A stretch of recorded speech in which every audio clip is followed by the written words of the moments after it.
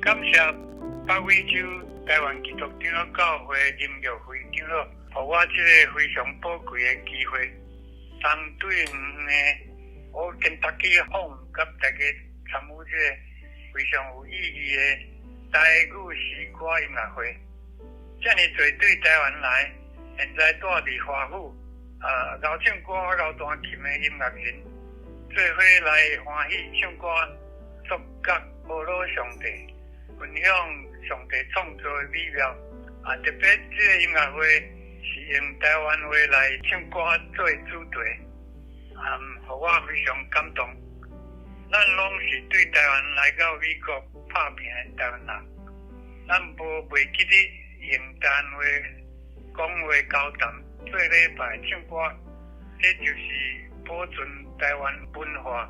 上好的管道之一吼。当咱今仔日所吟的诗歌，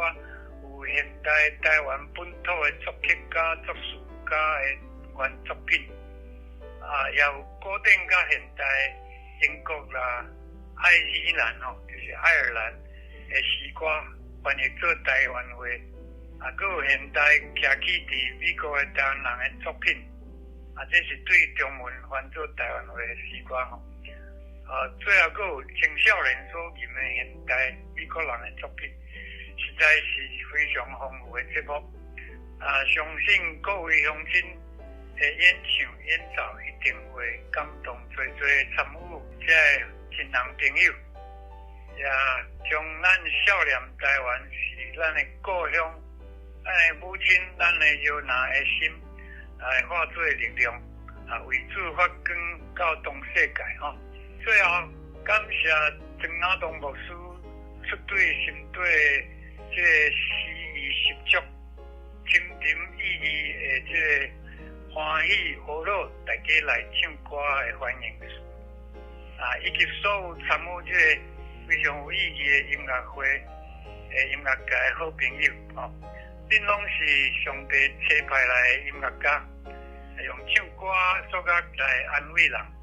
非常感谢恁所准备这么丰富澎湃的这个音乐演唱，感谢所有参与音乐会的好朋友，恁拢是固守台湾文化的文化人愿咱的歌声传遍到全地，一切荣光归伫上帝。平安。